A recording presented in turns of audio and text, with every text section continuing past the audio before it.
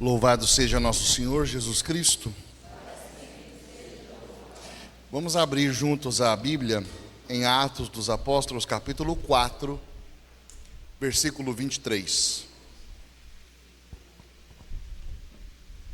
O tema da nossa colocação, a segunda colocação de hoje, é uma renovação carismática na Igreja Católica. Uma renovação carismática na Igreja Católica. Atos dos Apóstolos, capítulo 4, versículo 23. Amém? Assim diz a palavra de Deus. Postos em liberdade, voltaram aos seus irmãos e referiram tudo quanto lhes tinham dito os sumos sacerdotes e os anciãos.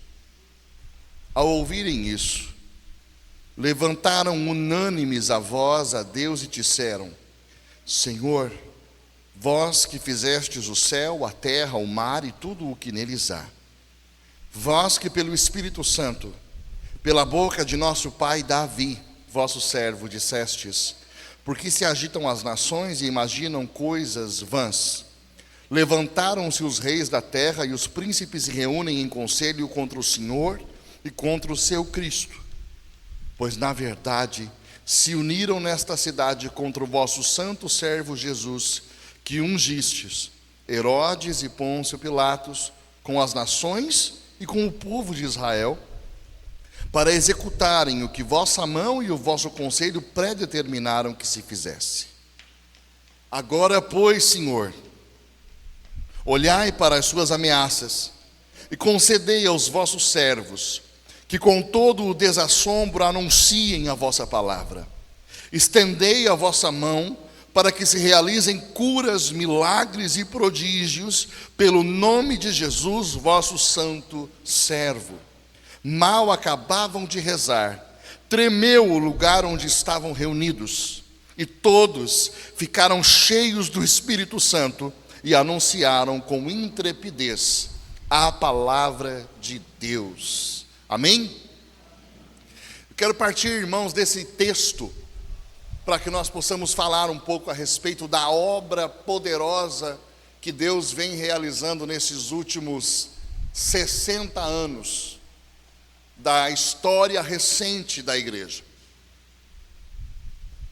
Esse texto ele é emblemático porque ele descreve um derramamento do Espírito que se assemelha àquilo que os apóstolos tinham vivido no dia de Pentecostes.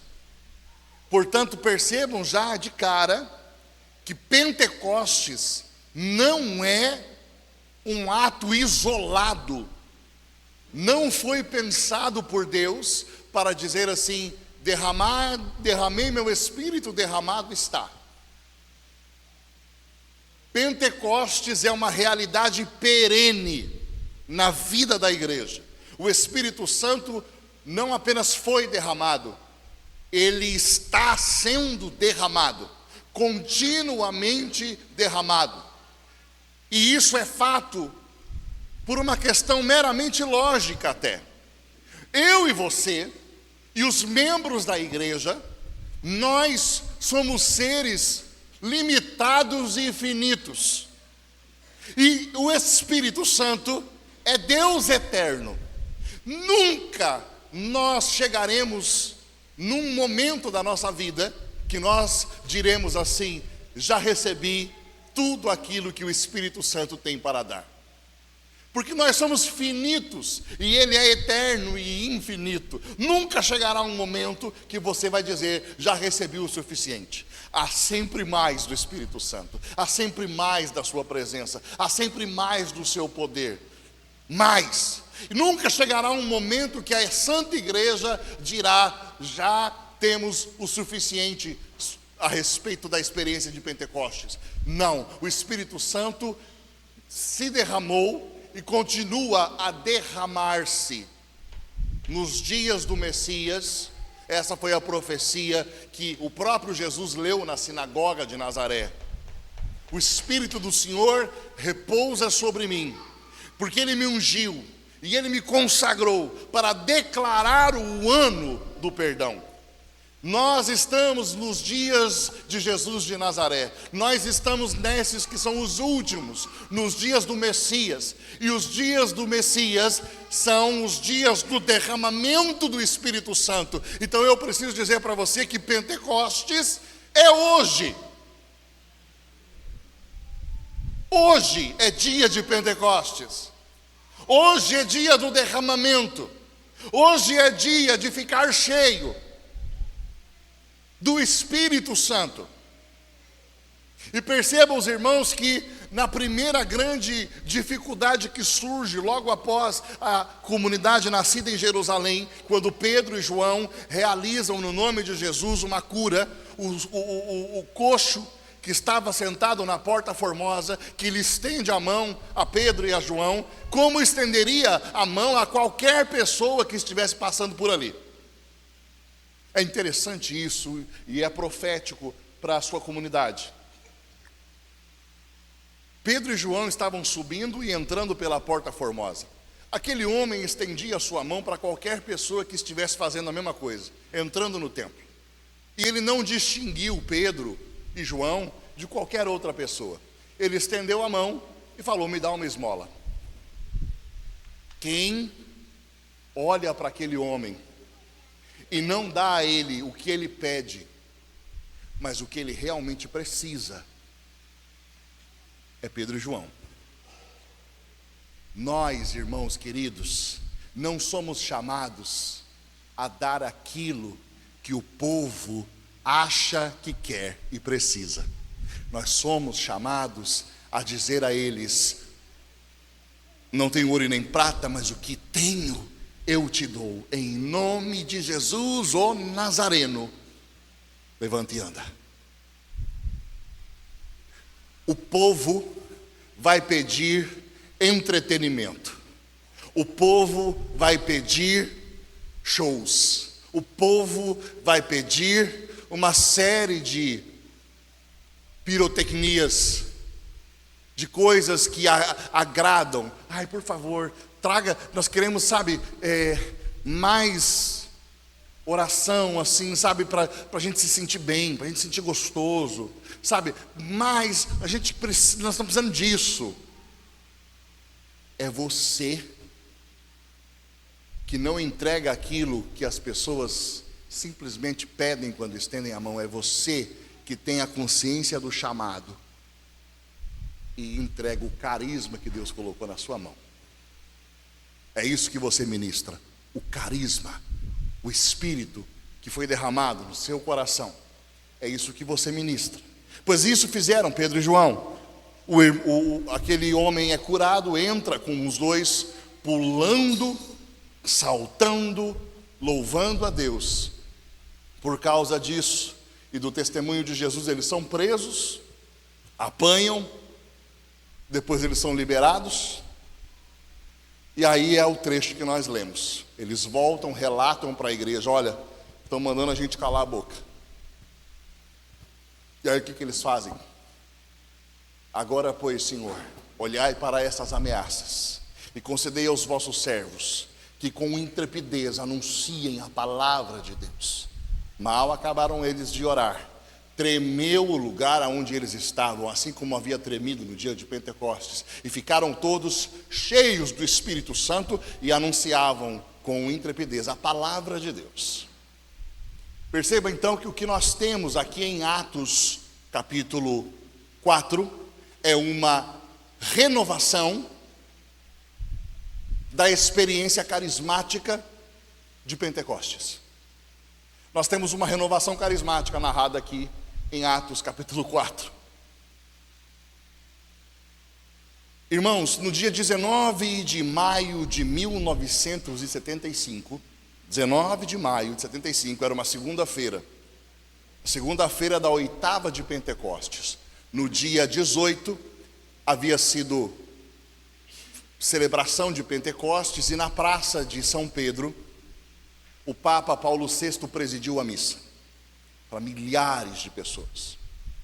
Estava acontecendo naquele ano o primeiro grande congresso internacional da renovação carismática em Roma. Mais de 10 mil carismáticos do mundo inteiro, irmãos de comunidades do mundo inteiro, foram para Roma.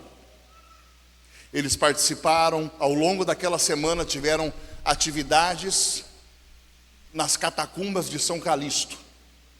Montaram uma estrutura, um palco, no jardim das catacumbas de São Calixto. E ali eles tiveram as pregações, as orações, bispos, cardeais, pregadores do mundo inteiro estiveram ali ministrando, pregando, orando. E no dia de Pentecostes eles foram para a Praça de São Pedro para estar com o Santo Padre.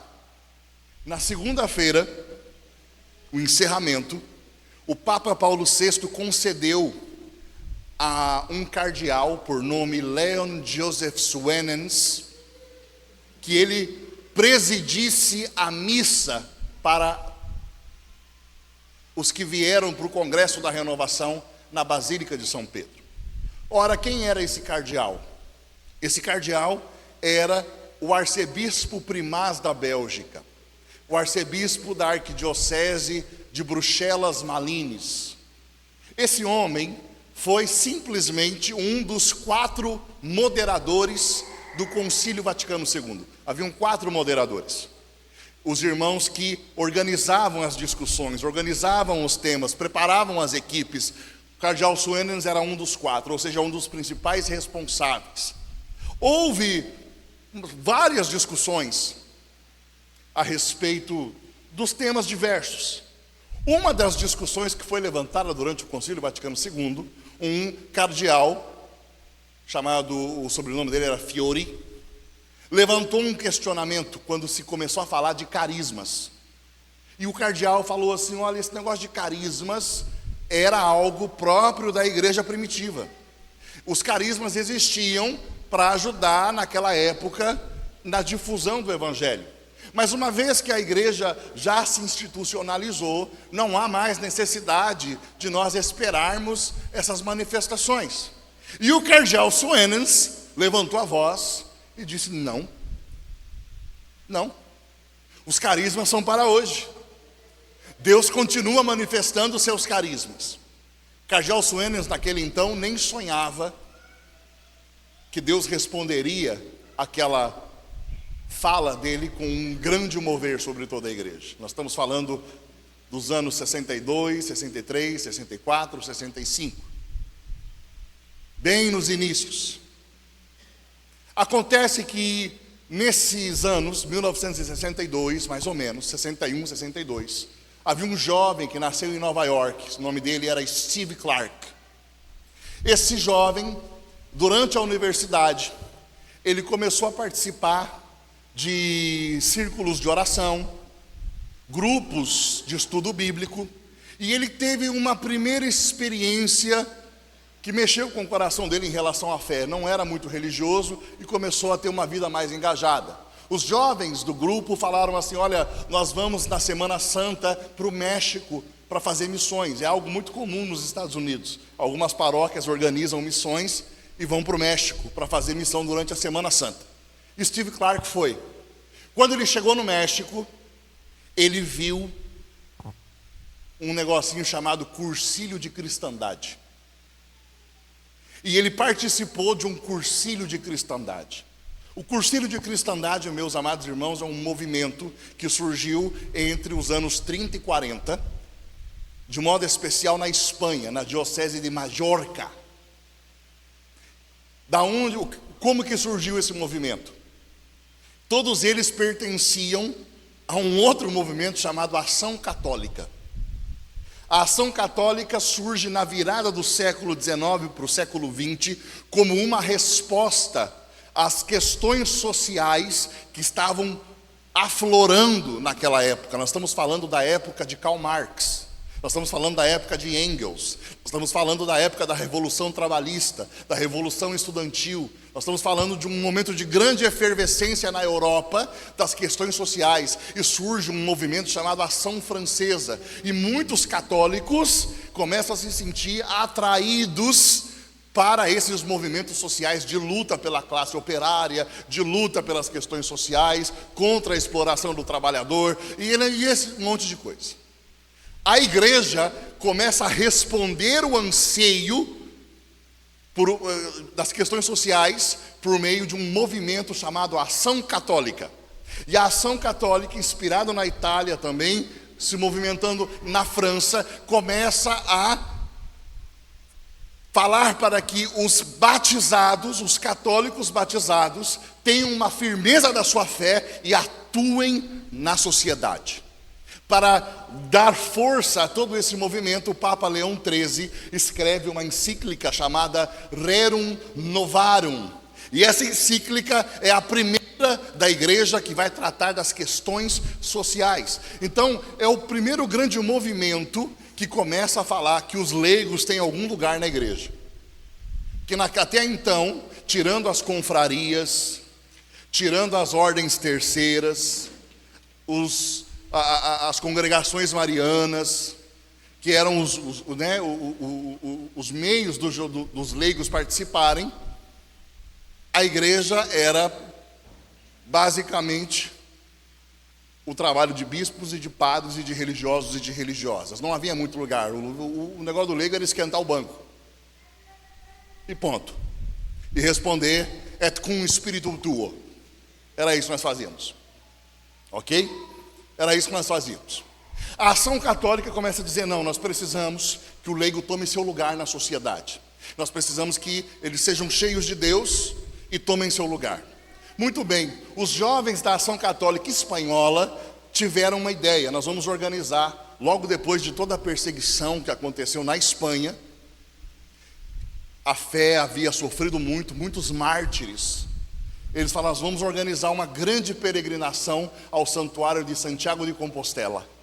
E vamos levar uma grande multidão. Mas não é ir lá e passear. Nós queremos que seja uma peregrinação onde as pessoas façam a experiência de Deus. O que eles fizeram? Eles montaram um retiro de 3 dias. Sexta, sábado e domingo. Que eles chamaram de um pequeno curso. Em espanhol, cursillo. Um pequeno curso. Cursilho do quê? Cursilho de cristandade. Cursilho a respeito do reinado de Cristo. Não pensavam eles em restaurar a cristandade antiga. Não, repropor o cristianismo numa sociedade pagã.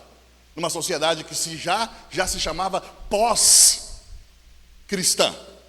Então eles organizam esse retiro com base na pregação genuína do Evangelho.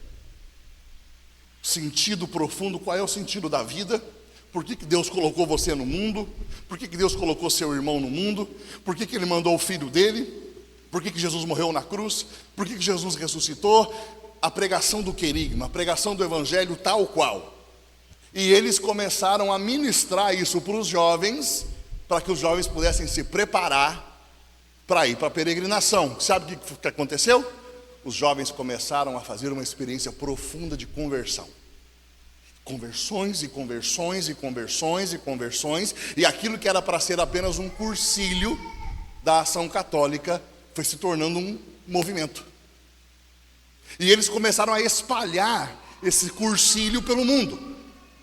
E os jovens eram impactados pela pregação do Evangelho, tinham uma experiência profunda com Deus e começavam a multiplicar isso. Havia uma experiência de pré-cursilho, os 3 dias e aquilo que o cursilho chama de o 4º dia, o dia mais importante. O que você vai fazer quando você voltar para casa? O 4º dia. E aí começava o pós-cursilho, aonde se organizavam as comunidades, aonde se organizava a vida de perseverança. Por que eu estou contando tudo isso? Porque este é o contexto de nascimento das primeiras expressões carismáticas católicas. Em 61, Steve Clark conhece o cursilho, faz o cursilho, fica uma experiência profunda. Ele descreve a experiência que ele fez no cursilho como batismo no Espírito Santo. Ele foi transformado na sua mente. Ele foi transformado no seu coração. O que ele faz? Quando ele volta para os Estados Unidos, ele está estudando na Universidade de Notre Dame, em South Bend, Indiana. Ele organiza o primeiro cursilho de Notre Dame. Participam desse cursilho irmãos como Kevin Renahan, Dorothy Renahan, Bert Gezi, todos nomes que serão as futuras lideranças da renovação, tá? Estou citando esses nomes. Bert Gezi, Paul DeSales, todos esses irmãos começam a fazer o cursilho, começam a ter uma profunda experiência de conversão. E aí, olha como são as coisas, como é que funciona o sistema universitário americano. Os jovens, quando chega na época de entrar para a universidade, eles escrevem cartas para as universidades pedindo a admissão. Mandam as suas notas, mandam os exames que fizeram e pedem a admissão, e a universidade responde, dizendo sim ou não. Quando ela responde, o aluno sai da casa dos pais e vai morar no campus. No campus existem as repúblicas, que em inglês a gente chama de households, que são as casas estudantis. O que começou a acontecer, irmãos? Os jovens começaram a fazer o cursilho, e as casas estudantis começaram a ser tomadas pelo cursilho. Então, assim, casas inteiras de jovens convertidos. Sabe o que começou a acontecer lá? Eles começaram a dizer assim: será que a gente não pode ter tudo em comum? Será que a gente não pode colocar tudo que nós temos? Será que a gente não pode viver Atos 2:42? Será que a gente não pode começar a viver comunidade? Eu queria falar para as comunidades que estão aqui, as duas comunidades. O sopro das comunidades é anterior à do Kesney. É anterior. Já no cursilho, o Espírito Santo começa a dizer: eu quero comunidade.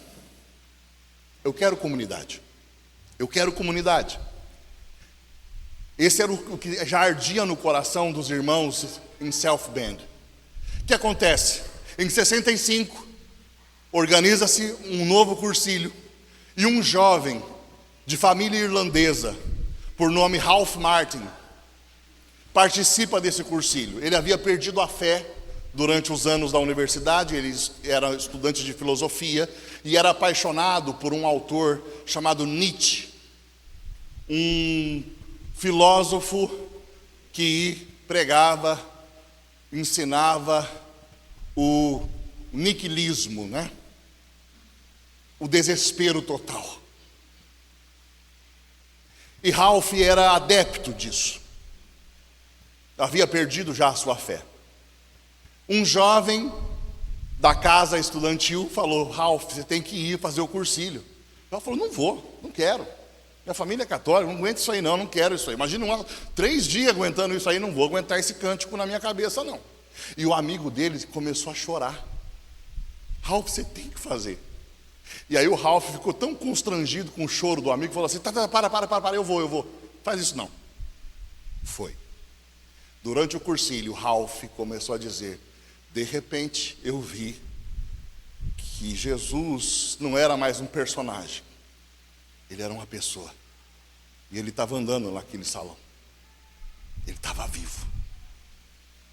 E quando eu percebi que ele era real, eu percebi que eu tinha que tomar uma decisão. Se ele é quem ele diz que é, eu preciso dar a minha vida para ele. E ele ficou tentando barganhar. Tá, mas eu não queria abrir mão disso aqui. Também não queria abrir mão disso daqui.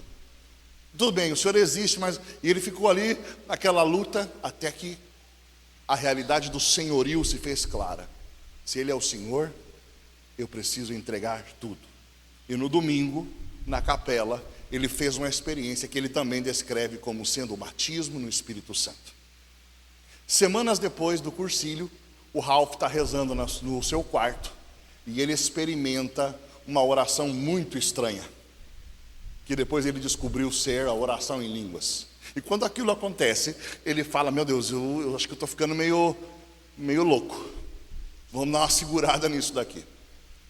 Ralph e Steve, os dois jovens, vão para um mosteiro em Nova Jersey.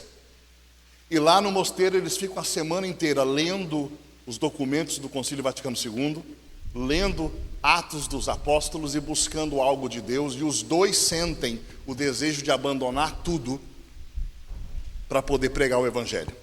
Eu estou falando tudo isso no ambiente do cursilho, viu? Quero que fique claro. Cursilho. Os dois fazem essa experiência. Aí eles falam, já sei, vamos fazer o seguinte, vamos falar com o abade, porque nós vamos falar para o abade, olha, eu sou estudante de filosofia, ele é estudante de teologia, nossos pais nos mandaram para a universidade, os dois temos namorada, um inclusive está quase noivo, e nós estamos com a ideia de abandonar tudo. Vamos escrever carta para a namorada dizer que o namoro acabou, nós vamos fazer isso, nós vamos abandonar tudo. Então, vamos chegar no abade, o abade vai falar, não, vocês estão loucos. Pois lá foram falar com o abade. Quando eles chegaram e contaram tudo, o abade falou para eles assim, é Deus mesmo, ele está mandando vocês fazer isso aí.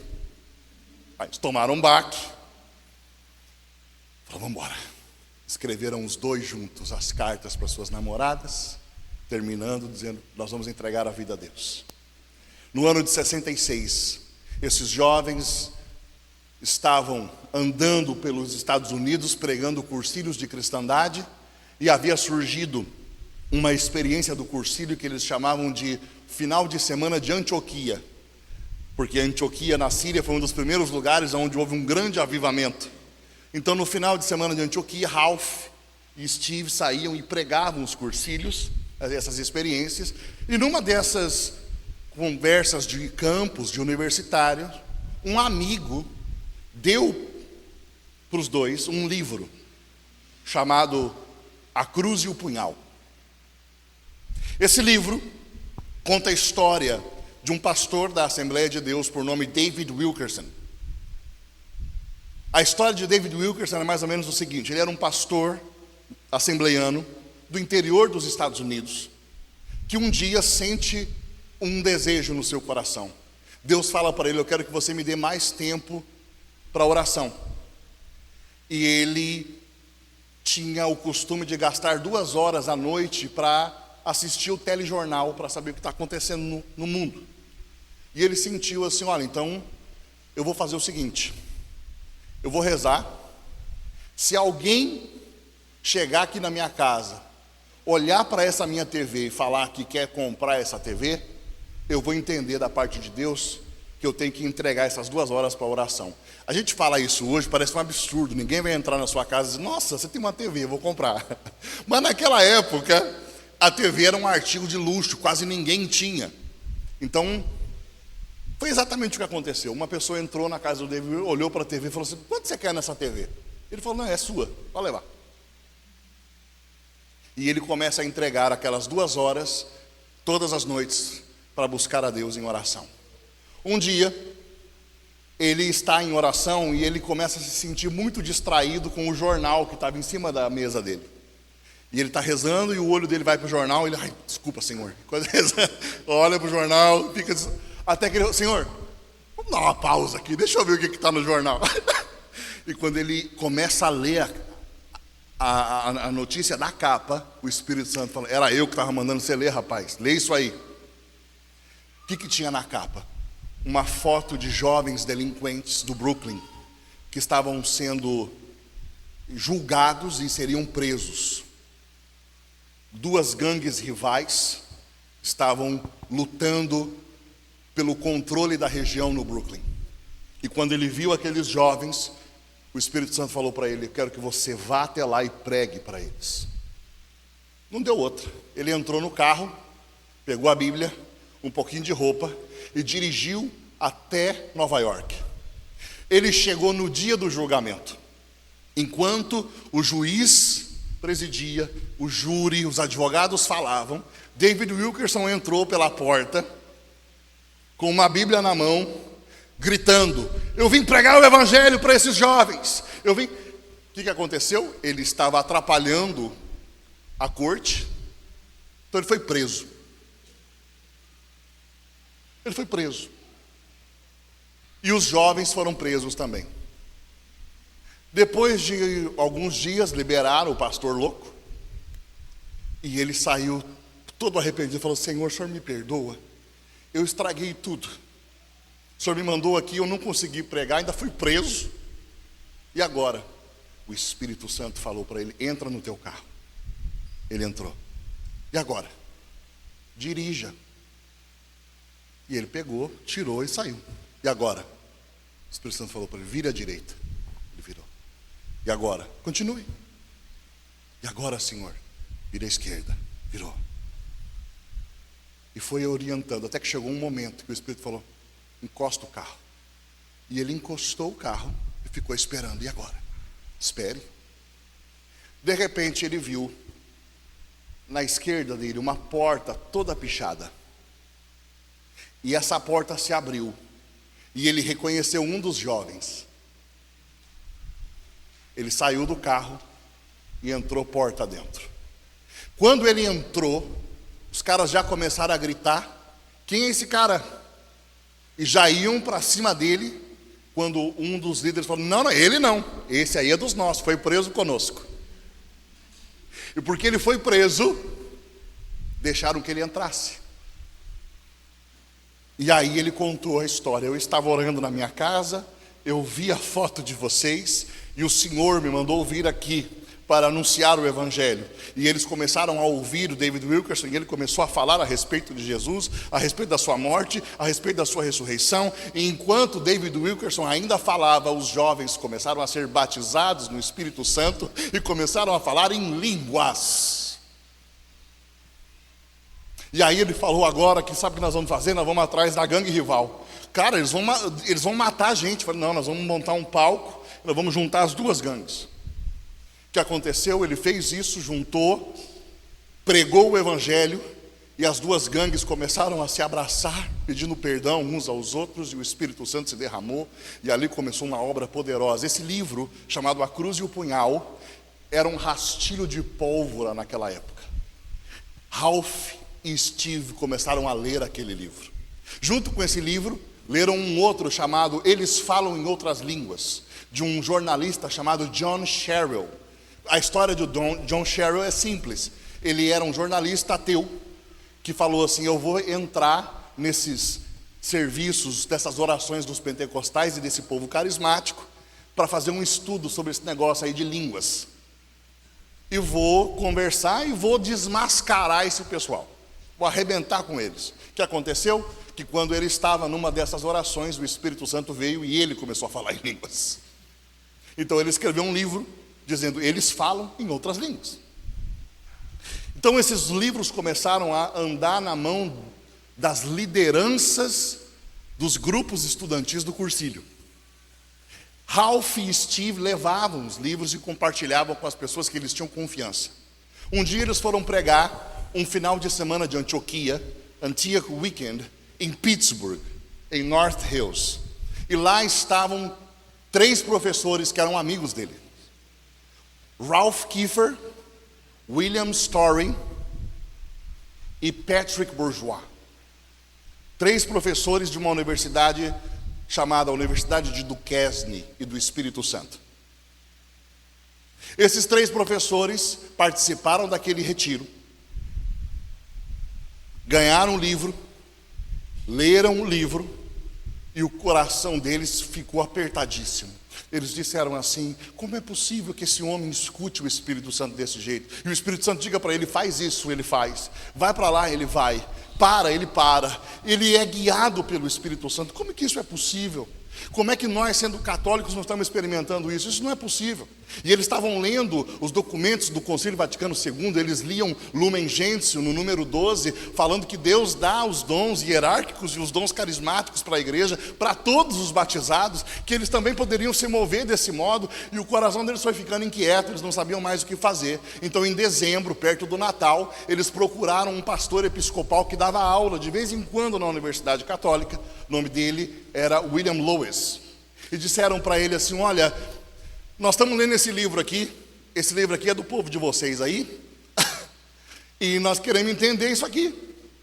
E o reverendo o Lewis falou assim: olha, eu vou dizer para você, eu tenho o livro, eu até já li também, mas eu também não entendo esse negócio não. Mas tem uma senhora aqui na minha paróquia, que ela está participando de uns grupos meio estranhos aí, mas ela é boa, viu? Vamos chamar ela aqui para ela conversar com a gente. Aparece lá uma senhora chamada Betty Shoemaker. Essa senhora se aproxima da sacristia e começa a falar com William Lewis e com os 3 professores. E ela começa a dizer para eles assim: olha, mas vocês não têm Bíblia em casa, não? Porque isso que David Wilkerson está dizendo aqui, você lê em Atos dos Apóstolos. Você lê que Paulo queria ir para a Ásia e o Espírito Santo fala: não, Macedônia. E aí ele vai para Macedônia. O Espírito Santo fala para ele: para, ele para. O Espírito Santo fala para ele: vai, e ele vai. Eles estavam rezando e o Espírito falou: separai para mim Barnabé e Saulo para a missão que eu tenho dado. Você não leu que Filipe estava num lugar e o Espírito Santo arrebatou ele, levou ele para outro lugar? É assim que está escrito em Atos dos Apóstolos. A igreja deve caminhar no poder e de tal modo que o Espírito Santo a guie em tudo aquilo que ela faz. Está nos Atos dos Apóstolos. Como é que vocês não entendem isso? E eles foram ficando assim: pois é. E eram todos teólogos. Então ela se compadeceu e falou assim: olha, agora é Natal, nós paramos, mas agora em janeiro nós vamos retomar um grupo de oração. Nós temos um grupo de oração na casa de uma amiga minha, que é presbiteriana inclusive. A gente chama ela de Flo Dodge. É lá no bairro North Hills, aqui em Pittsburgh. Nós vamos nos reunir lá e eu queria convidar vocês para participar do grupo de oração. E eles aceitaram. Então, no dia 6 de janeiro de 1967, os 3 professores entraram no grupo de oração da casa de Florence Dodge e participaram pela primeira vez de um grupo de oração. E nesse grupo de oração eles ficaram entusiasmados de ver o modo como aquelas pessoas abriam as escrituras e falavam de Jesus, não como um personagem, mas como de uma pessoa viva que eles conheciam. E eles ficaram encantados de ver como espontaneamente aquele povo rezava. E viram um cântico espiritual, um cântico em línguas, muito harmonioso, muito suave, muito bonito. E aquilo os encantou, o coração deles se abriu. Então eles disseram: não podemos voltar semana que vem? Podemos. Eu quero dizer para vocês, 6 de janeiro era a festa da Epifania do Senhor, festa da manifestação do Senhor. No dia 13 de janeiro, eles voltaram à casa de Florence Dodge. Qual era a festa litúrgica? Festa do batismo do Senhor. Lá estavam eles. Na festa do batismo do Senhor, voltou àquele lugar Ralph Kiefer, a sua esposa, e William Story. Eles voltaram lá, participaram da oração, e houve um momento que o coração deles disse assim: vocês podiam orar por nós, para que nós possamos receber isso que vocês têm? E a Betty Shoemaker disse assim: nós vamos rezar com vocês, mas ninguém aqui vai impor as mãos sobre vocês, para que ninguém um dia diga que fomos nós que impusemos as mãos sobre os católicos e os católicos receberam. A obra que acontecerá aqui é uma obra soberana do Espírito Santo. E assim fizeram, um círculo, cada um rezando. Os professores se ajoelharam e de repente eles começaram a falar em línguas e foram batizados no Espírito Santo na sala de Florence Dodge. Eles voltaram entusiasmados, compartilharam com o outro professor que não tinha ido, Patrick Bourgeois, rezaram com ele, que também fez a experiência, e eles disseram assim: olha, os jovens da universidade, da associação Ki-Ho, uma associação ligada ao Cursilho, na Universidade do Duquesne, eles querem fazer um retiro, agora em fevereiro. Vamos propor para eles de fazer um retiro baseado em Atos dos Apóstolos, capítulos 1, 2, 3 e 4, e vamos dar o livro A Cruz e o Punhal para eles lerem como preparação. E aí isso fizeram. Começaram os jovens a ler esse livro, a ler Atos dos Apóstolos, até que nos dias 17, 18 e 19 de fevereiro de 1967, um grupo de um pouco mais de 20 jovens se reuniram numa casa de retiro chamada A Arca e a Pomba, numa cidade ao ladinho de Pittsburgh, chamada Gibsonia. E ali, naquela cidade, esses jovens chegaram naquela casa de retiros para um retiro a mais. O que aconteceu? O retiro tinha tudo para ser um fiasco, porque naquele período houve uma das maiores nevascas da época. Neve para tudo que era lado. As pessoas estavam com dificuldade de chegar. Era para ir mais de 20, mas não conseguiram chegar.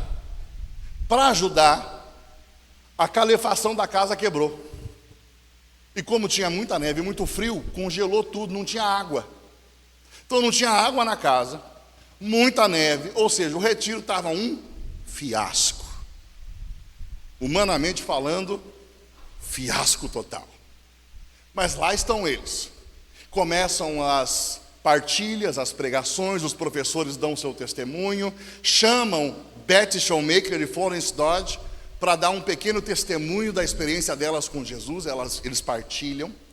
E os jovens começam a ter o seu coração aceso por uma expectativa da experiência. Um dos jovens, chamado David Mangan, escreve no seu caderno de anotações, baseado em Atos dos Apóstolos, capítulo 1, versículo 8, quando ele leu: mas descerá sobre vós o Espírito Santo e vos dará força. Ele viu que no grego a palavra força é dynamos, dínamo. Ele falou, mas é daí que vem a palavra dinamite. Eu quero um dinamite. Ele escreveu no caderno dele: eu quero um dinamite do Espírito Santo. Eu quero essa explosão dentro de mim. Aí ele propôs para um grupo de pessoas para irem até a capela e fazerem a renovação das promessas que eles fizeram na crisma, de serem revestidos do Espírito Santo. Ele e Patty Mansfield, que naquela época ainda não era Mansfield, era só Gallagher, que o sobrenome é do esposo. Então os dois foram à capela e fizeram essa renovação. E por aí foi, pronto. David foi na cozinha, porque eles tinham que preparar almoço, abriu a torneira e não saiu nada. O que ele fez? Vamos orar, pedindo água. E aí sim fizeram, começaram: Senhor, nós queremos pedir que o Senhor nos dê água, nós precisamos da água, porque tal, e começam a rezar. Nisso, o homem que tinha que consertar a calefação, que falou: não vou, de jeito nenhum, não tem como sair de casa com essa nevasca. Esse homem começou a ter um comichão dentro de casa, de um jeito, que simplesmente ele não aguentou, e ele saiu a pé, atravessou, arrumou a calefação, foi embora, e quando os jovens terminaram a oração e bateram a mão na torneira, a água caiu. Aquilo acendeu a fé dos camaradas de um jeito. E eles contaram essa história depois, dizendo: nós oramos por água na torneira, mas o Senhor tinha outra água para nos dar. Uma outra água Ele queria nos dar. Na parte da tarde, eles organizaram uma pequena festa de aniversário. Um dos jovens participantes estava fazendo aniversário. Então, a Patty Mansfield saiu para chamar os demais para a festa. Ela subiu as escadas e entrou na capela. Irmãos, quando ela entrou na capela e ela olhou para o tabernáculo, ela sentiu algo como se aquilo sugasse ela para dentro da paróquia, para dentro da capela. Um poder da presença, a santidade de Deus estremeceu a vida daquela mulher, de tal modo que ela foi, se ajoelhou e começou a chorar na presença de Deus e a tremer na presença de Deus. E ela disse que foi tamanho o choque que ela tomou da santidade de Deus, que ela começou a sentir medo. Ela pensou assim: eu vou morrer aqui. Ao mesmo tempo ela começou a sentir fascínio: eu quero permanecer aqui, que é exatamente a definição de uma experiência de Deus, né? A gente fala em latim mysterium tremendum et fascinans. É um mistério tremendo que te dá medo, mas ao mesmo tempo te fascina. É medo e fascínio ao mesmo tempo. Essa mulher começou a rezar de um jeito que ela nunca tinha rezado e a estremecer diante da presença de Jesus naquele pequeno sacrário, naquela pequena capela da casa A Arca e a Pomba. Ela saiu de lá impactada, encontrou uma amiga e começou a dizer: você não sabe o que aconteceu comigo, eu entrei na capela e de repente eu senti a presença de Deus, a santidade dele, e eu comecei a rezar do jeito que eu nunca tinha rezado. E a amiga dela falou: nossa, eu também queria sentir isso, então vamos lá. Pegou na mão dela, entrou na capela, as duas ajoelharam e ela não sabia nem como rezar. Ela falou assim: Jesus, você pode fazer para minha amiga o que você fez para mim? E a mulher começou a experimentar exatamente a mesma coisa, e as duas começaram a rezar daquele jeito, e as duas se ajoelharam e as duas começaram a louvar, a adorar e rezar na presença de Deus. E um a um, sem que ninguém chamasse, os jovens começaram a subir as escadas e a entrar naquela capela, um a um. De repente todos os jovens estavam naquela capela. Uns choravam, uns riam, uns começavam a tremer, outros começavam a profetizar, a falar palavras de sabedoria, e o Espírito Santo se derramou poderosamente naqueles jovens do cursilho de cristandade no dia 18 de fevereiro de 1967. E esse é o marco do derramamento do Espírito Santo, a manifestação da corrente de graça de renovação carismática entre católicos. Aquele retiro terminou. Aqueles jovens saíram de lá malucos e começaram a testemunhar para todo mundo no campus. Ligaram para os coordenadores do cursilho, Ralph Martin e Steve Clark, e disseram: aconteceu isso conosco. Os dois foram para Pittsburgh e os jovens começaram a relatar. E quando eles começaram a contar o que tinha acontecido, tanto Ralph quanto Steve disseram: nós cremos que Deus está fazendo isso. Eu experimentei isso em 65. Depois eu estava no silêncio do meu quarto e eu falei em línguas. E o Steve disse: isso aconteceu comigo. Nós estávamos experimentando essa mesma coisa. Agora, com esse grupo, experimentando essa graça, nós sabemos que o Espírito de Deus está fazendo algo. O que nós vamos fazer agora? Vamos organizar uma conferência. Em 1967, Ralph Martin e Steve Clark organizam uma conferência do cursilho de cristandade sobre renovação carismática. Todos eles ainda do cursilho, viu, irmãos? Deixa eu deixar mais claro.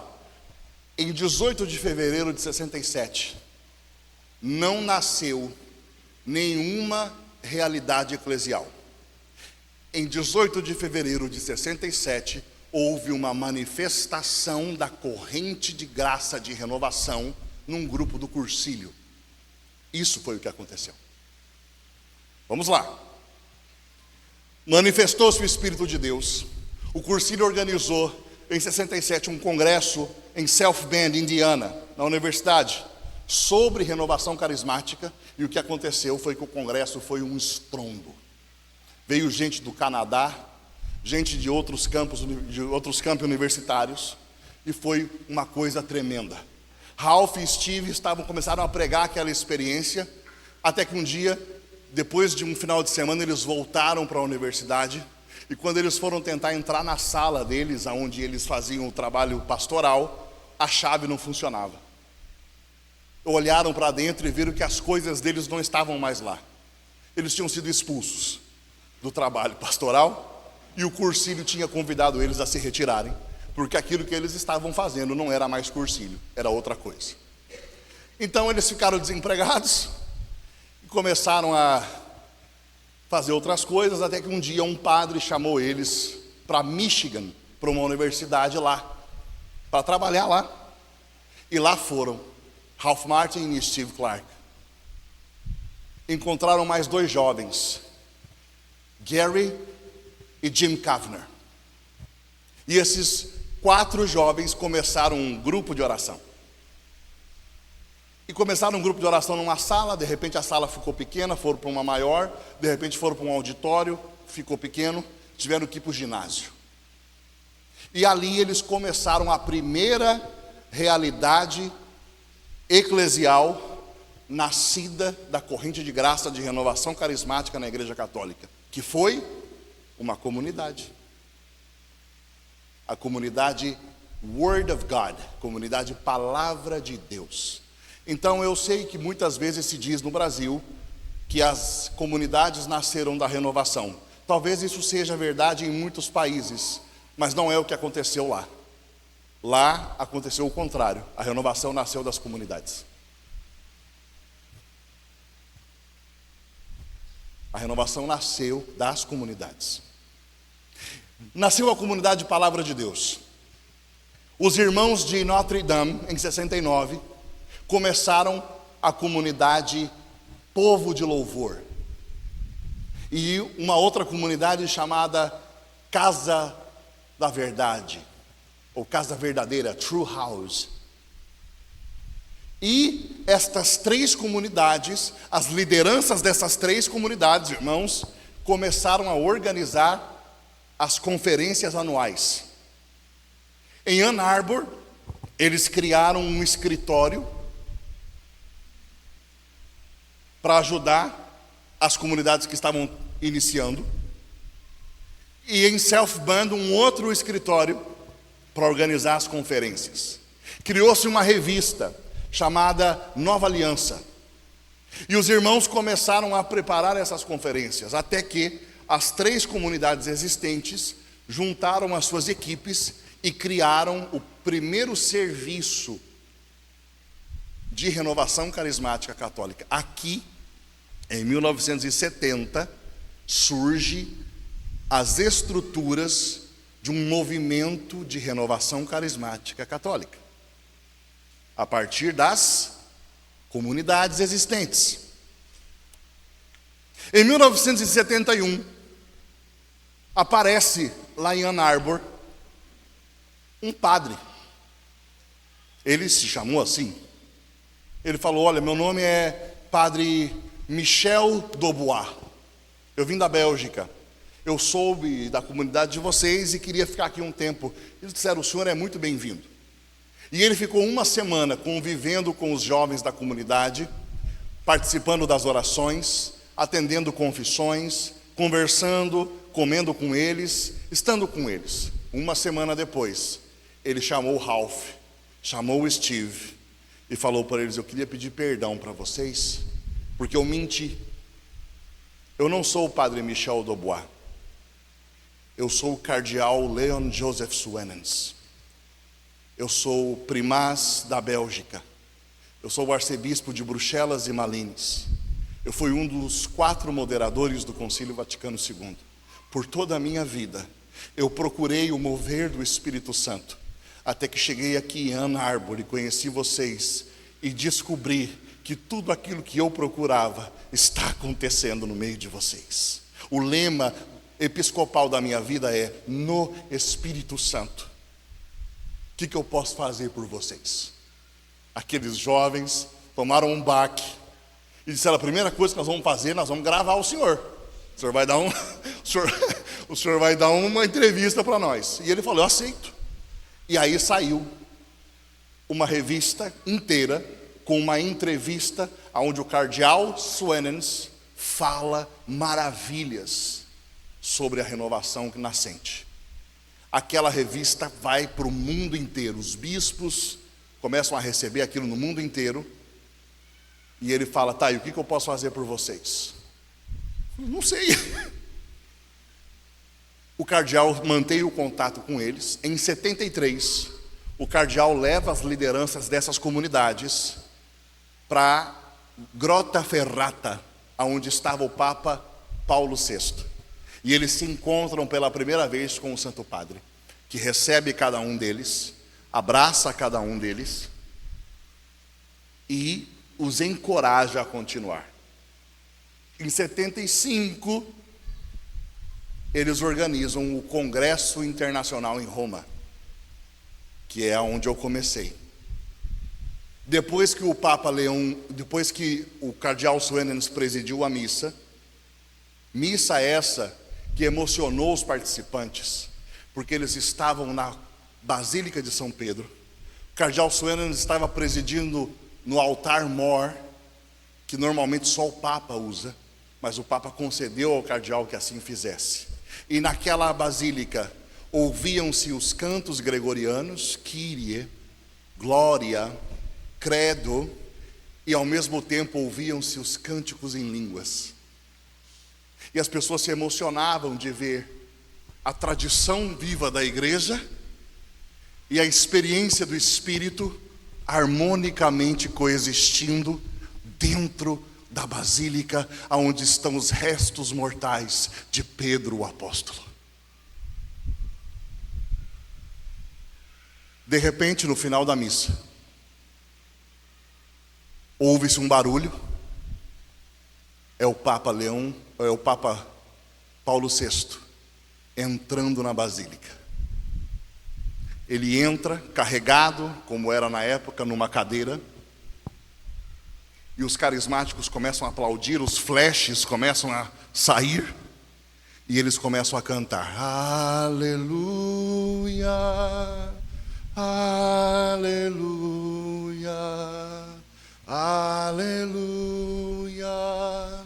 aleluia.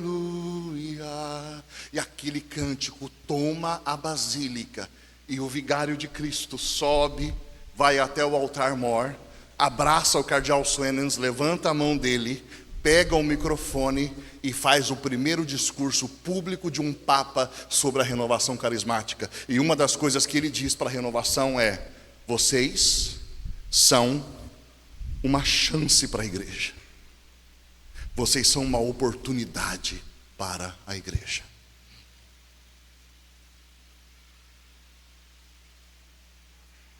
Amados irmãos e irmãs, eu estou detalhadamente contando a vocês a história daquilo que o Espírito Santo realizou nos primeiríssimos anos da renovação carismática. Porque vocês são frutos desta corrente de graça que nasceu na igreja. A renovação carismática foi acolhida na Igreja Católica a partir desses eventos que eu estou contando para vocês.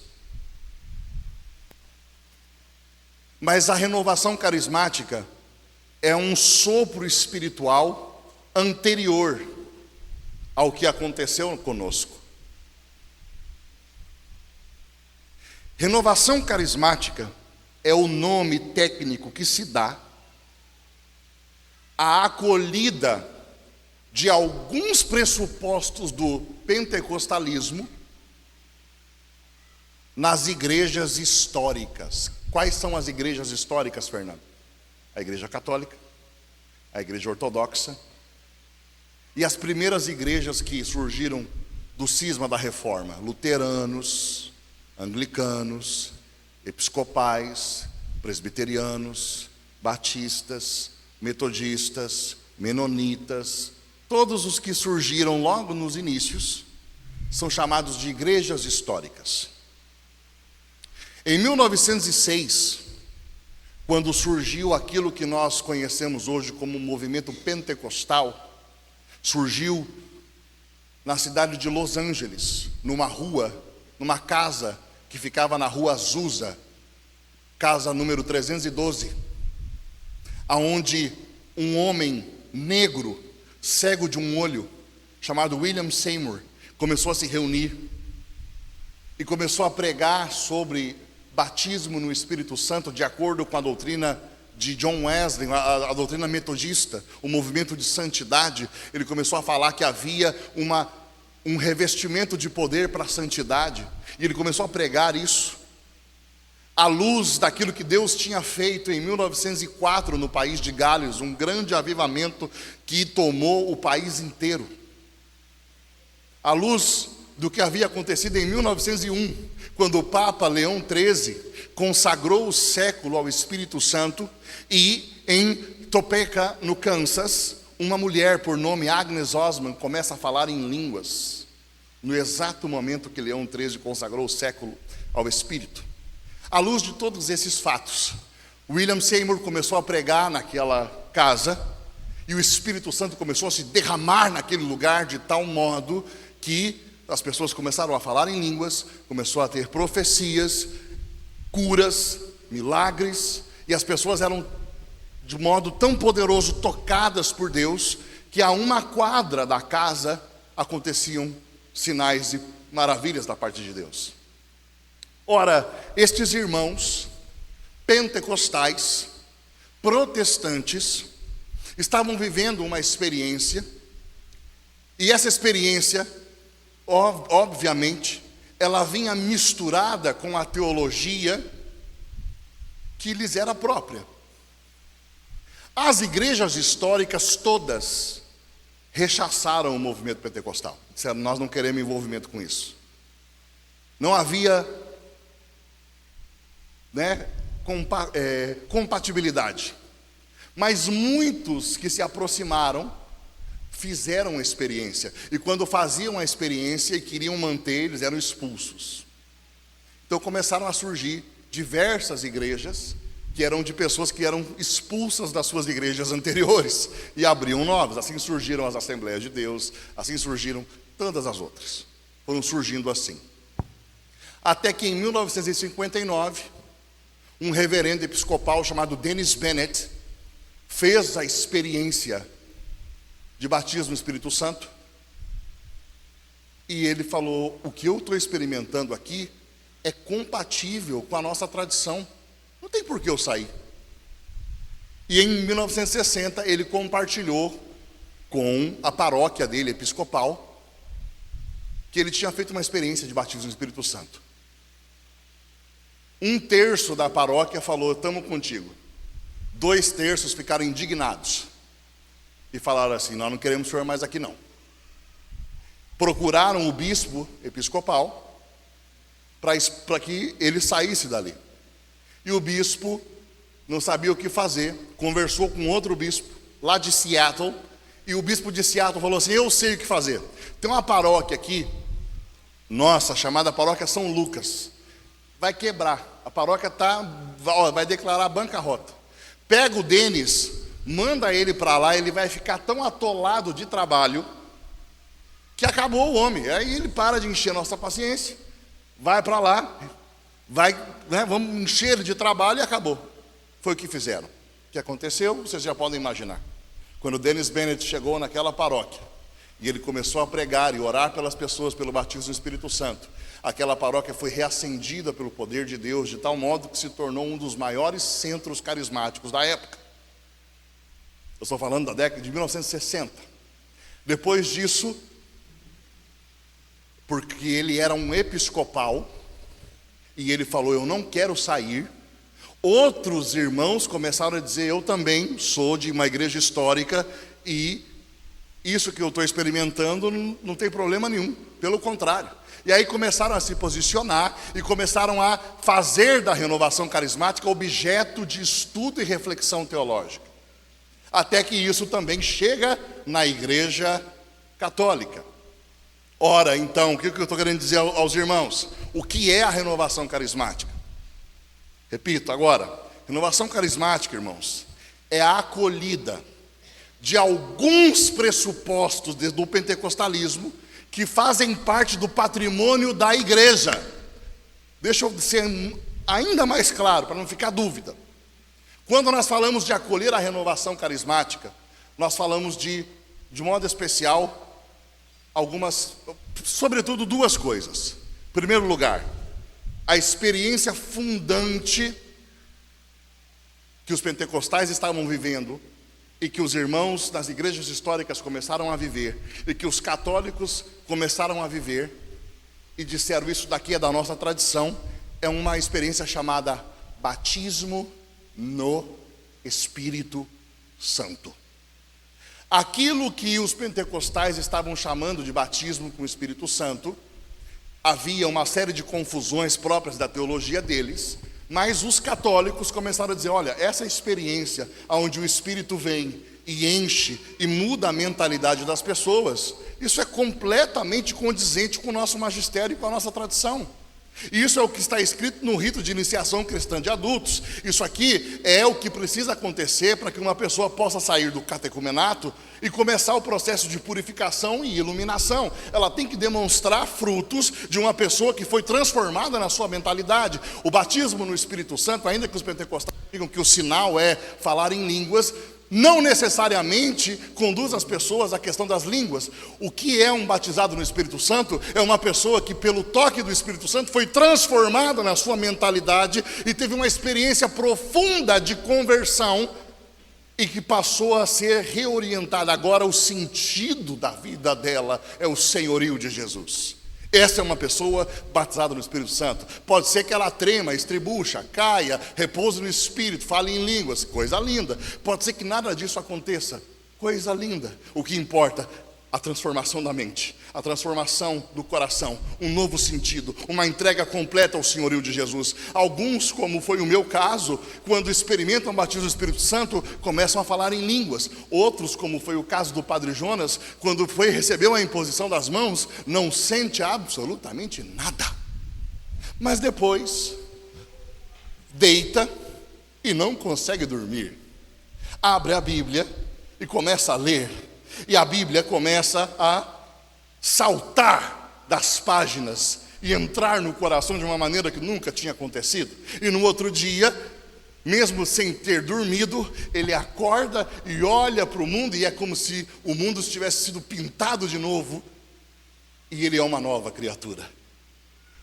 A experiência do batismo no Espírito Santo, a experiência de uma nova conversão, é descrita por Santo Inácio de Loyola nos exercícios espirituais. Ele fala da necessidade de uma segunda conversão. É descrita por Santa Teresa d'Ávila, quando ela fala da experiência da terceira morada. A experiência de uma rededicação e de uma conversão e de uma mudança de mentalidade faz parte da espiritualidade católica desde sempre. Portanto, aquilo que os pentecostais estão falando, que os católicos estão lendo e foram provocados, nada mais é do que algo que sempre esteve no tesouro do depósito da fé da Igreja Católica. Então eles estão dizendo assim: nós podemos receber isso aqui. Qual é a segunda característica? A manifestação dos dons espirituais, os carismata. Aí isso que os pentecostais estão falando: profecias, línguas, cura. Isso tudo está na Bíblia.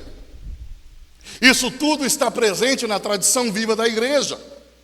Nós vemos isso páginas e mais páginas de uma experiência mística de cura. Aliás, permita-me dizer a vocês, quando a reforma protestante surge, a reforma protestante, porque hoje, irmãos, esse é um grande problema. Quando a gente fala protestante, evangélico, na sua cabeça, o que vem? Vem um cara da Assembleia de Deus rodando no manto assim, né? E já imaginando eles fazendo aqui. Essa é a sua cabeça, essa é a sua ideia de protestante. Isso é muito comum no Brasil. Isso é muito comum em alguns países. Mas os reformadores, se vissem isso, eles chamavam de demônio na hora. Eles eram homens de uma posição muito cessacionista. O que é cessacionista? Eles acreditavam que esses dons eram só para a igreja primitiva. Eles não acreditavam nessas manifestações. E eles pregavam contra essas manifestações, inclusive porque na cabeça deles, os católicos é que acreditavam em milagres. Os católicos é que acreditavam em dons. Os católicos é que eram abertos a essas coisas. E eles queriam se separar do catolicismo. Então, olha como são as coisas. Irmãos, os pentecostais foram beber na nossa casa, na nossa tradição, na nossa leitura da palavra, na nossa experiência espiritual, para falar a respeito dos dons espirituais. Se eles tivessem parado na experiência deles, não teria nascido nenhuma experiência como essa. Quando começou a surgir grupos entusiastas e espirituais no meio deles, por exemplo, os anabatistas, sabe o que eles faziam? Os protestantes calvinistas afogavam eles no mar. Houve perseguição de católico com protestante, de protestante com católico e protestante contra protestante. Grupos como os morávios, que eram entusiastas e que eram carismáticos, eram olhados com desdém.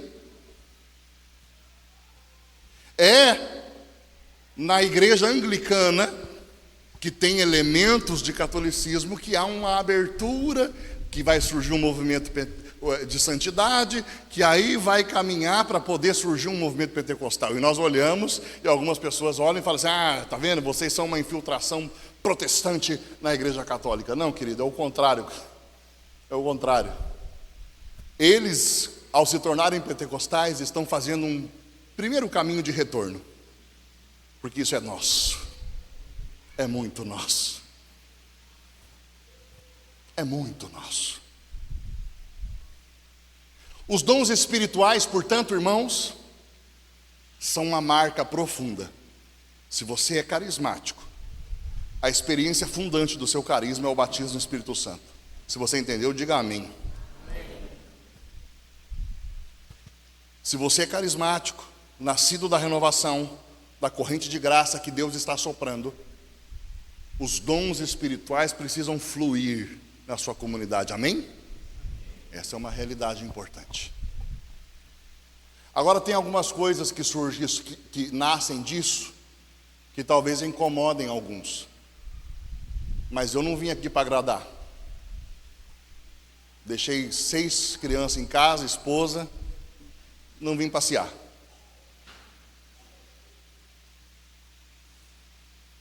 Irmãos, quando surge a renovação carismática e vai tocando todas as igrejas históricas, os pentecostais, alguns acham aquilo um absurdo, mas outros têm o coração deles movido. Um homem chamado David du Plessis é profundamente tocado e entusiasmado com aquilo. Ele participa do Concílio Vaticano II como observador, era um pastor sul-africano. E quando ele sabe que a renovação está acontecendo entre os católicos, ele fica entusiasmado. E eles começam a se aproximar. Dennis Bennett começa a se aproximar, David du Plessis começa a se aproximar, outros irmãos, e eles criam um grupo chamado Charismatic Leaders Fellowship, Aliança de Líderes Carismáticos. Irmãos de diversas denominações, junto com os católicos, que começam a olhar uns para os outros, removendo séculos de uma visão de divisão e dizendo: o Espírito Santo está fazendo uma obra soberana e o nosso coração se enternece uns pelos outros. Então eles começaram a olhar para nós e dizendo assim: poxa, mas esse católico ora em línguas, profetiza, prega poderosamente, talvez ele não seja idólatra. Talvez. E o católico começa a dizer: mas esse meu irmão ama Jesus, está pronto para derramar o sangue dele por Jesus. Há irmãos da comunidade deles dando o sangue por Jesus em diversos lugares do mundo. Eles são apaixonados pelo Senhor. Talvez eles sejam meus irmãos, embora separados. Opa! E foi exatamente isso que o Concílio Vaticano II afirmou, quando fez o decreto Unitatis Redintegratio, a reintegração da unidade visível da igreja. Então começa a haver um movimento de convergência. Um grande líder dessa época começou a dizer assim: era uma vez um homem que tinha um lago, e ele colocou todos os patos dele para nadar no lago. De repente, os patos começaram a levantar cercas dentro do lago. Então aí você tinha um grupo de pato aqui, um grupo de pato aqui, um grupo de pato aqui, outro grupo ali, e cada um nadava dentro do seu cercadinho. O dono viu aquilo e ficou assustado e triste, porque eles não conseguiam nadar juntos. Então ele teve uma ideia: vou jogar mais água, vou jogar mais água, vou jogar mais água, até que a água possa subir e cobrir as cercas e todos voltem a nadar juntos novamente. É isso que está acontecendo com a renovação carismática, quando ela surge no corpo de Cristo. Haviam cercas que os nossos pecados haviam levantado. Então Deus disse: eu derramarei mais do meu Espírito, mais do meu Espírito, mais do meu Espírito, mais do meu Espírito, mais do meu poder, até que as cercas ficaram para baixo e eles começaram a nadar numa experiência comum, o batismo no Espírito Santo, a manifestar os dons de um modo comum, os dons espirituais. Eu sei que é muito difícil para alguns irmãos lidarem com essa realidade, porque infelizmente no Brasil nós abandonamos a vocação da renovação para a unidade da igreja. Abandonamos. E eu sei que o seu coração talvez arda de raiva pelos protestantes. E eu quero dizer a você, eu não sou relativista da fé. Nós temos diferenças graves, que nos separam. Mas eu vou dizer para vocês o seguinte: por causa da renovação carismática, eu comecei pelo mundo todo a conhecer comunidades e irmãos que andam num desejo de comunhão. E eu me lembro que eu participei de um evento aqui no Brasil, chamado Em Cristos. Alguém já ouviu falar do Em Cristos? Levanta a mão se alguém já ouviu falar. Ninguém? Maravilha. O Em Cristos é uma plataforma de unidade que surgiu em 2006 na Canção Nova. Quem começou isso foi Padre Jonas. Junto com um grupo de pastores que vieram da Argentina, amigos do cardeal Bergoglio, em 2006. E um grupo aqui do Brasil, de católicos e evangélicos. Eles se reuniram na Canção Nova para orarem juntos.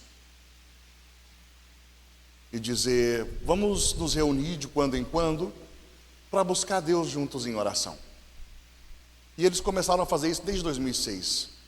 Em 2014, eles estavam de novo na Canção Nova, e eu fui participar do evento. Foi uma coisa extraordinária.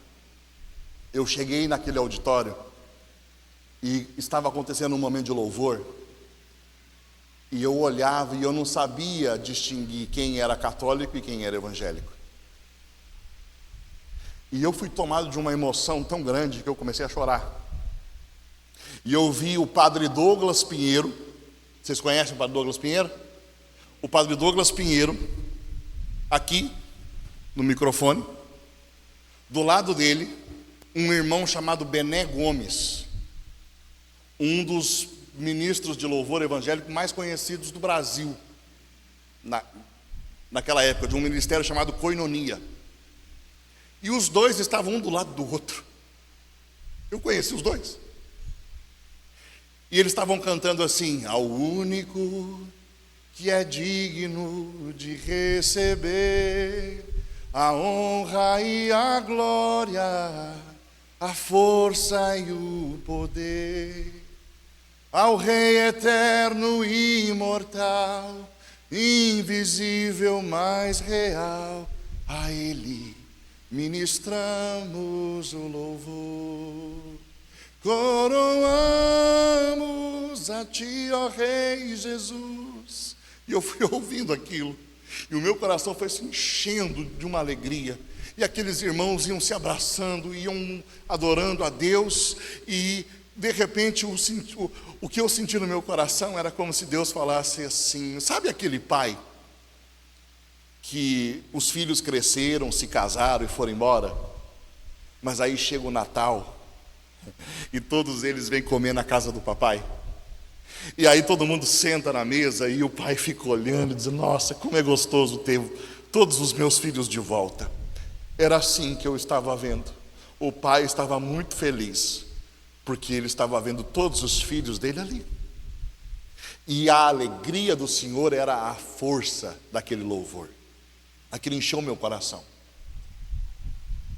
E aí, o padre Marcial Massaneiro, daqui da região de vocês, um deoniano, foi explicar para os irmãos que no domingo de manhã nós teríamos que fazer o seguinte: os católicos iríamos para o rincão para termos a missa, e os evangélicos ficariam no auditório para fazer um culto de ceia deles. E aí ele começou a explicar. Nós havíamos passado sexta-feira juntos, o sábado inteiro juntos, mas na hora da Eucaristia nós não podíamos estar juntos. E quando o padre Marcial começou a falar: olha, nós não podemos, o padre Marcial começou a chorar.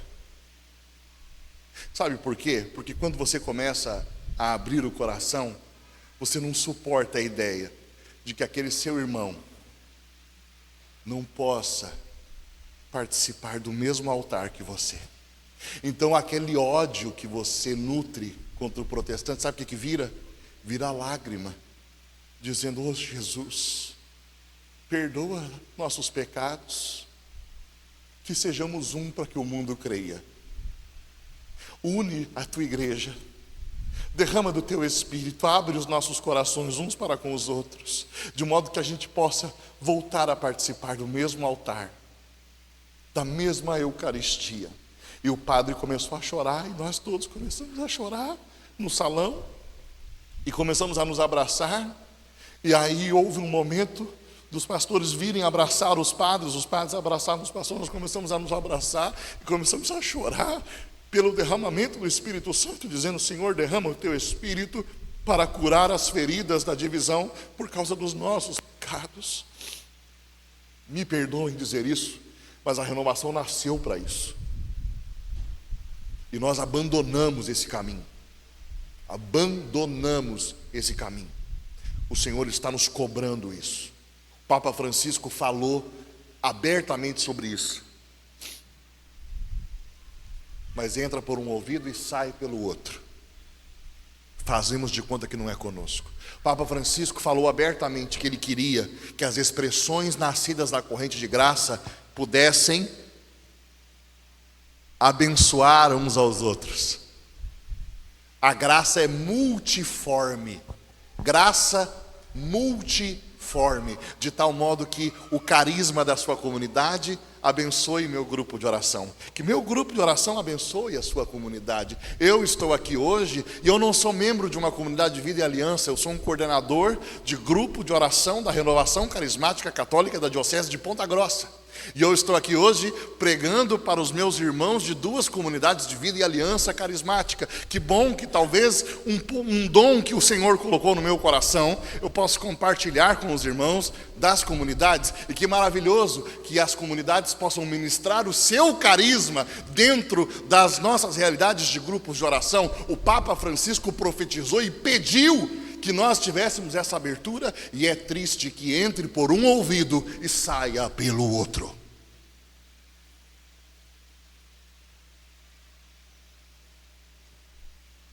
Eu não estou dizendo se é lícito ou não. Lógico que você pode escolher quem você quer trazer ou não quer trazer. Lógico que você pode dizer: quero esse, não quero. Não estou perguntando se é lícito, estou perguntando se é moral. Estou perguntando se é assim que se responde a uma profecia vinda do vigário de Cristo. Não estou dizendo se você tem direito ou não. É lógico que a renovação tem direito de dizer quem prega e quem não prega. Assim como você tem direito de determinar na sua comunidade quem prega ou quem não prega. Agora a pergunta que eu faço é: a minha decisão está respondendo à profecia que veio do Papa ou não? Eu estou ouvindo o que o Espírito diz à igreja ou não? Eu estou fazendo que o sábado sirva o homem ou o homem tem que servir o sábado? Essa é a pergunta. Eu estou contando a história da renovação carismática para os meus irmãos. E me perdoe se eu estou chovendo no molhado, se vocês já dominam esses temas e eu estou aqui só repetindo coisas. Me perdoem se assim seja. Mas eu quero apenas recordar os irmãos de características importantes daquilo que Deus nos chamou para ser na igreja. Termino com duas coisas, prometo que termino. A renovação nasceu para viver e conduzir as pessoas ao batismo no Espírito Santo. Que bom que você tem trabalho social, parabéns. Que bom que você tem trabalho de educação católica, louvado seja Deus, continue. Que bom que você tem trabalho, eu não sei, todos os trabalhos que você tem, ótimo. Mas que isso não venha em detrimento do batismo no Espírito. Que o batismo no Espírito seja a sua primeira missão. Para que existe a sua comunidade? Para que as pessoas que cheguem a nós, ou que nós vamos alcançar, sejam batizadas no Espírito Santo. É isso.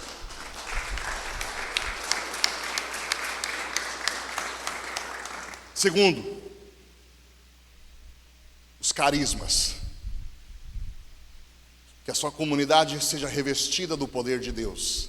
Que na sua comunidade tenha apóstolos, evangelistas, profetas, pastores, mestres.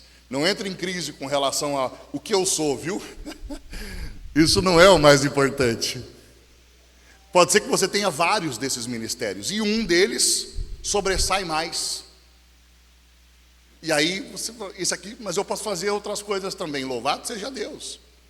A questão é, os carismas estão aí para serem usados. E você tem que colocar os carismas à disposição. Chega de tolher as pessoas da sua comunidade. Se ele tem fome de evangelização, deixa ele evangelizar. Se ele tem fome de crescimento, deixa ele trabalhar. Se esse menino está com fome de vigília, ele é profeta, não mata ele não. Ele quer rezar mais, deixa ele insuflar a oração na comunidade. Deixa ele buscar mais de Deus, deixa ele, sabe, profetizar. Forma os pastores da sua comunidade para que eles cuidem os membros que estão chegando.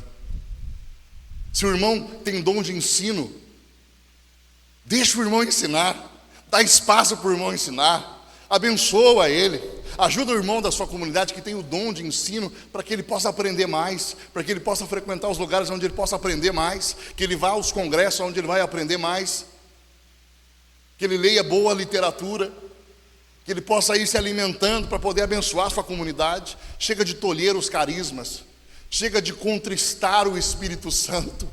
É hora de deixar os carismas fluírem. Nós estamos, amados irmãos, vivendo um momento grave de extinção dos carismas. E não estou aqui falando eu. Quando a Renovação Carismática Católica, em preparação para o jubileu dos 50 anos, se reuniu em Jerusalém, eu não lembro exatamente que ano foi, mas houve uma reunião que eles chamaram de consulta profética, em Jerusalém, de diversas expressões carismáticas do mundo inteiro. Se reuniram em Jerusalém para orar a Deus a respeito da renovação no mundo e preparar os 50 anos. Sabe o que aconteceu lá? Eles buscaram a Deus e Deus começou a falar em profecia. Existe um livro que foi publicado, chamado Assim Diz o Senhor. Foi publicado pela Marisete Nascimento, que é de Goiânia.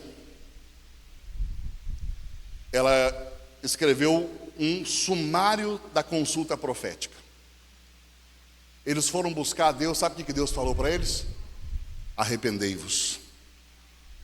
Falou para eles o seguinte: não acontece mais no meio de vós o genuíno batismo no Espírito Santo. Deus falando a renovação. Não está acontecendo no meio de vocês o genuíno batismo no Espírito Santo. Deus falou para eles: os carismas do meu Espírito viraram caricaturas no meio de vós. Duro. Tem gente fazendo som e achando que está falando em línguas. Tem gente estremecendo e achando que é o Espírito Santo. Tem gente chorando lágrimas de crocodilo. Tem gente fazendo caricaturas da manifestação. E o Senhor disse: não está acontecendo no meio de vós o genuíno batismo no Espírito Santo. E o Senhor convidou ao arrependimento. Aqueles irmãos se ajoelharam, choraram a Deus, e o Senhor fez uma promessa: eu derramarei do meu Espírito, eu darei poder. Eu creio nessa promessa. Irmãos, nós somos chamados ao batismo do Espírito Santo, chamados aos carismas, e aí eu tenho mais duas características para encerrar, e vai ser bem curto. A pregação nossa nos ambientes carismáticos é a pregação que parte deste livro aqui, ok? Eu sei, eu gosto da imitação de Cristo, eu também gosto do Caminho de Santa Teresa. Lindo, maravilhoso, o Cântico dos Cânticos de São Bernardo. Lindo, uau, coisa maravilhosa. Todos os livros de espiritualidade que você tem. Muito bom para o seu enriquecimento, muito bom para uma formação de espiritualidade da comunidade, muito bom para um momento específico, mas no seu grupo de oração você pega isso daqui e prega isso aqui. Está entendendo, irmão? É daqui que vem a pregação. E quando você pegar isso aqui para pregar, sabe o que você vai pregar? Quem é Jesus e qual é a obra de Jesus. É só isso. Cristocêntrico. Cristocêntrico. Declare que Ele é o Senhor. Mostre na Bíblia que Ele é o Senhor. E deixa que o mesmo Espírito que ressuscitou Jesus dos mortos venha em teu auxílio e em auxílio da pessoa que está te ouvindo. E por último, característica nossa, o louvor e a adoração. Um grupo carismático que se reúne para louvar. Aliás, os nossos grupos eram, antigamente as pessoas diziam assim, vamos lá no louvor? Não sei se aqui em Joinville também era assim, aqui na região. Vamos no louvor? Porque era uma característica marcante. Nós nos reuníamos para louvar. Um padre jesuíta chamado Francis Sullivan, dos inícios da renovação lá na Itália, ele escreveu um livro no qual ele definia o povo carismático como um povo que se reúne por gratuidade. Muitos no catolicismo vão à igreja para pedir. Eu quero, eu preciso, eu quero, eu preciso, isso, aquilo outro, bênção, saúde, não sei o que, blá, blá, blá, blá. E aí ele já parou para perceber que o povo da renovação, quando se reúne, eles reúnem para dizer, glória a Deus, aleluia, santo, santo, poderoso, digno é o Senhor, grande, como o Senhor é bom, como o Senhor é maravilhoso, como o Senhor é santo, como o Senhor é Deus em nossas vidas, como é grande o Senhor, obrigado pela tua obra, obrigado pelo que o Senhor está fazendo, obrigado pela tua presença. É um povo que se reúne para louvar. É assim no seu grupo, na sua comunidade? Essa é a nossa marca. Deus nos suscitou para isso. Amém? Vamos ficar em pé, irmãos.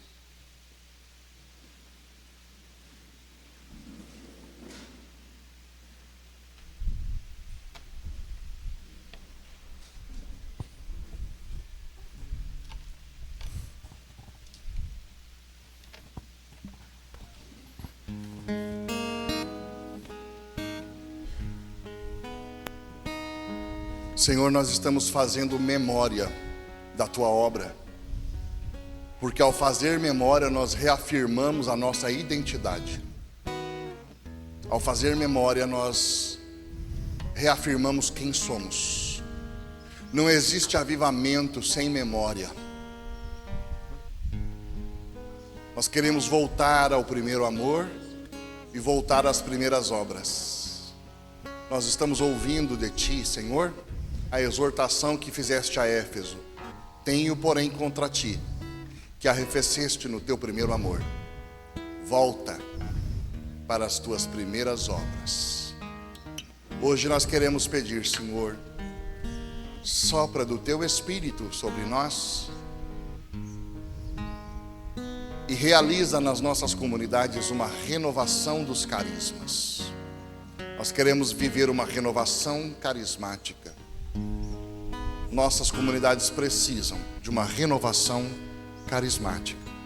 E nós queremos pedir a graça de um transbordamento, para que nós possamos tocar essa cidade inteira com um sopro de renovação carismática. Tocar as paróquias, os movimentos irmãos, as pastorais. Nós queremos compartilhar o batismo no Espírito Santo. Senhor, nós não somos donos do batismo no Espírito Santo. Nós não somos donos dos carismas. Nenhum movimento é. São teus. Mas nós queremos ser instrumentos. Nós queremos que a água venha superabundar. Nós oramos também hoje, Jesus, pela unidade da igreja. Nós queremos pedir que o Senhor venha curar as feridas da divisão entre os católicos e as feridas da divisão entre os cristãos. Nós suplicamos que o Senhor perdoe os pecados da divisão em Jaraguá do Sul, que o Senhor perdoe os pecados da divisão em Joinville, que o Senhor perdoe os pecados da divisão nesta diocese.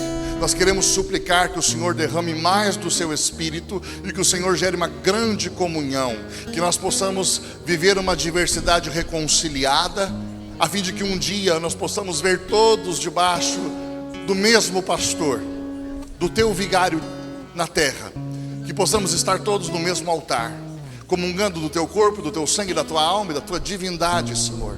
Sopra o teu Espírito, realiza uma renovação carismática. Senhor, nós não estamos pedindo que o Senhor realize um movimento, nós estamos pedindo que o Senhor realize uma experiência do Espírito, que nós chamamos de renovação carismática. Faz uma renovação carismática agora aqui no meio de nós. Derrama do teu Espírito, sopra da tua graça, derrama do teu poder, enche-nos da sua presença, batiza-nos com o Espírito Santo de novo, sopra os dons espirituais aqui, faz-nos adoradores em espírito e em verdade, crava a tua palavra nos nossos lábios e no nosso coração, para que possamos pregar Deus vivo através das Escrituras. Nós queremos ser o povo, Senhor, que é uma chance para a igreja, uma oportunidade para a igreja, assim como o vigário de Cristo falou. Nós queremos ser este povo que é uma chance, uma oportunidade. Senhor, obrigado porque o Senhor nos dá uma chance. Há uma chance para a diocese de Joinville, há uma chance para a cidade de Jaraguá do Sul, e essa chance se chama renovação carismática. O Senhor quer soprar a sua renovação carismática. Sopra, Espírito do vivo Deus, dos quatro cantos dos céus e dos lábios de Cristo ressuscitado. Sopra, Espírito de Deus, aviva a igreja, aviva as paróquias, derrama o teu Espírito, Senhor, sobre os irmãos separados, que haja comunhão no meio de nós, que nós possamos ter o coração enternecido uns para com os outros. Faz uma obra poderosa de avivamento no nosso tempo, Senhor. Aleluias, obrigado, Jesus.